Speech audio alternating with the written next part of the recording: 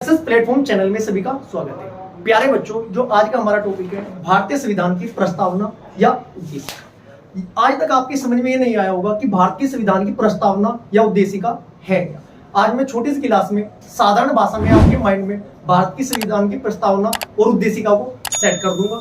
Competitive exam में क्या क्या क्वेश्चन बनते हैं, ऑप्शन कैसे आते हैं, कैसे आपको वो ठीक करने हैं, ये भी मैं आपको साथ ही साथ बताता हुआ चलूंगा। चलो, भारत की प्रस्तावना को समझने से पहले आपको एक बात पता होनी चाहिए। क्वेश्चन यहीं से पहला क्वेश्चन क्या बनता है बच्चों? 13 दिसंबर 1946 को नेहरू जी ने उद्देश्य प्रस्ताव रखा। बच्चों डेट पूछी जाती है, नेहरू जी ने उद्देश्य प्रस्ताव कब रखा?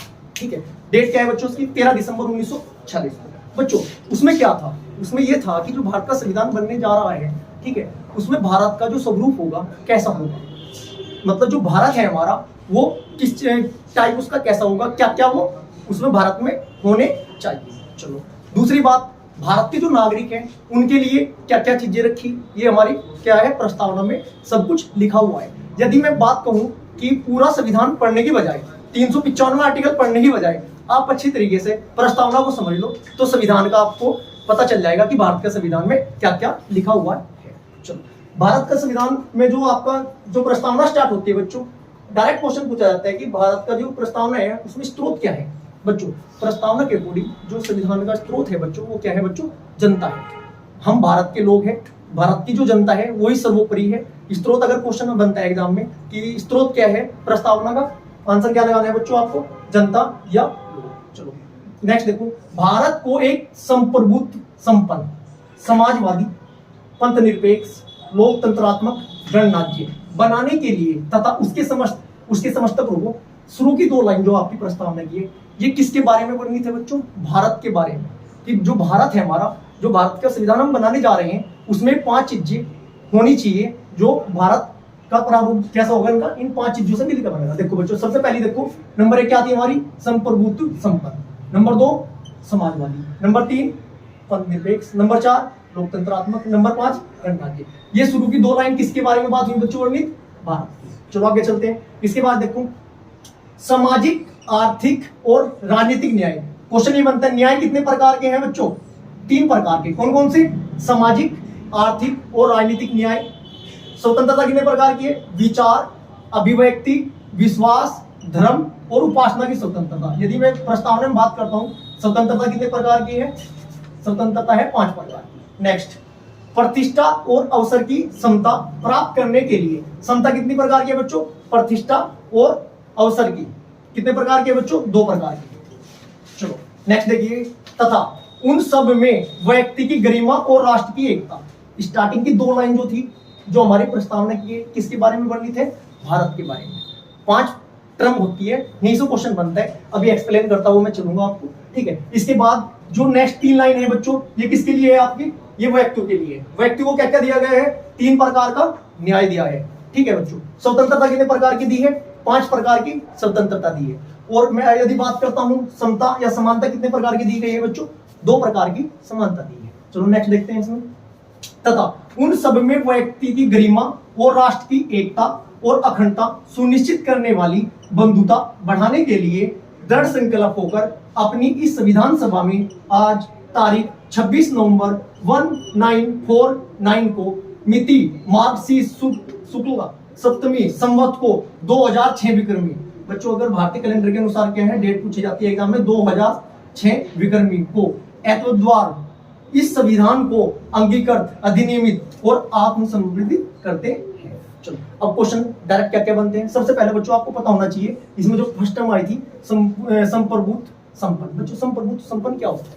यदि कोई राज्य है या कोई देश है, ठीक है, सभी बच्चे समझो ये बात, कोई देश है या कोई हमारा राज्य, 3-4 चीजों से मिलकर बना हुआ बच्चों। उसमें एक तो होना चाहिए आपका क्या? भूभाग होना चाहिए। चलो नंबर 2 क्या होनी चाहिए बच्चों? उसमें जनसंख्या होनी चाहिए। नंबर 3 क्या होनी चाहिए बच्चों? उसमें सरकार होनी चाहिए। नंबर 4 क्या होना चाहिए? इसमें संप्रभुत्व होना चाहिए। संप्रभुत्व को साधारण भाषा में समझो कि अपने आंतरिक व बाह्य डिसीजन लेने के लिए हम स्वतंत्र हो। जैसे भी यूक्रेन और रूस का युद्ध चला, सभी देशों ने रूस का क्या किया था बच्चों? विरोध किया था, जबकि भारत ने रूस का विरोध नहीं किया, क्योंकि भारत संप्रभुत्व राज्य है, संप्रभुत्व देश है वो अपने आंतरिक में बाह्य डिसीजन लेने के लिए स्वतंत्र है। संप्रभुत्व का मतलब समझे आप कि क्या है, आंतरिक में बाह्य डिसीजन लेने में स्वतंत्र हो। चलो, समाजवादी, समाजवादी का अर्थ क्या है बच्चों, समाज के कल्याण के लिए। समाजवादी का अर्थ क्या है, समाज के कल्याण के लिए। नंबर 3 टर्म देखो, पंथ निरपेक्ष। पंथ निरपेक्ष बोले तो धर्म निरपेक्ष। बच्चों जो भारत है ना, भारत की जो सरकार है उसका कोई धर्म नहीं है, किसी राज्य का कोई धर्म नहीं है। सभी धर्मों को भारत में समान देखा जाता है या एक समान नजर से देखा जाता है। पंथ निरपेक्ष का मतलब है किसी भी विशेष धर्म नहीं है, कोई ऑफिशियल धर्म नहीं है भारत का। चलो, लोकतंत्रात्मक। बच्चों लोकतंत्रात्मक क्या होता है, लोकतंत्रात्मक मतलब लोगों का तंत्रात्मक। वो क्या होता है कि जो भारत का प्रमुख चुना जाएगा ना, वो कौन चुनेगी, जनता चुनेगी। एक होता है लोकतंत्रात्मक, एक होता है राजतंत्रात्मक। राजतंत्रात्मक क्या होता है बच्चों कि राजा का बेटा ही राजा बनेगा, वो तो होता है राजतंत्रात्मक। जबकि लोकतंत्रात्मक क्या होता है, लोकतंत्रात्मक में जो भारत का प्रमुख है वो चुनने का अधिकार किसके पास है, जनता के पास। चलो, इसके बाद देखो बच्चों, लोकतंत्रात्मक के बाद गणराज्य। गणराज्य बनाने के लिए ये पांचों टर्म समझ में आई आपको बच्चों। अब नेक्स्ट देखो, उसमें जो व्यक्ति के लिए दी गई 3 बातें क्या क्या थी, सामाजिक, सब समाज में बराबर है। आर्थिक मतलब जो आपको अवसर दिए जाते हैं, मान लो गवर्नमेंट जॉब है, गवर्नमेंट जॉब में कोई ऐसा तो नहीं है कि जनरल का ही नौकरी करेगा, ओबीसी का ही करेगा। आर्थिक मतलब आपको अवसर की समानता दी जा रही ना, ये आपका क्या हुआ, आर्थिक। और राजनीतिक न्याय, राजनीतिक न्याय से संबंध क्या है, अच्छा मैं बताऊं, सभी व्यक्ति को वोट देने का अधिकार है, सभी को पता है। जबकि वोट लेने का भी तो अधिकार है कि व्यक्ति या आदमी किसी भी पद के लिए चुनाव लड़ सकता है। ये आपका क्या होता है बच्चों, राजनीतिक न्याय होता है। नेक्स्ट, विचार। हम अपने विचार किसी के भी सामने रख सकते हैं, हमें बोलने का अधिकार। अभिव्यक्ति, अपने अभिभाव व्यक्त कर सकते हैं। मान लिया मैं हूँ, स्टेशन में आया हूँ कोचिंग में, ठीक है, मैं ब्लैक में भी आ सकता हूँ, मैं अपने विचार जैसे मर्जी रख सकता हूँ आपके सामने। चलो, विश्वास का मतलब चाहे मैं भगवान जी को मानूं, चाहे मैं अल्लाह को मानूं, चाहे मैं किसी गुरु को मानूं, विश्वास जिसके ऊपर विश्वास होगा, ये स्वतंत्रता किसकी है बच्चों, मेरी है। इसके बाद देखो धर्म, आप चाहे कोई आपका जैन धर्म का अनुयायी हो, बौद्ध का हो, हिंदू का हो, मुस्लिम को, सबको स्वतंत्रता है, कोई कुछ भी धर्म अपना सकता है।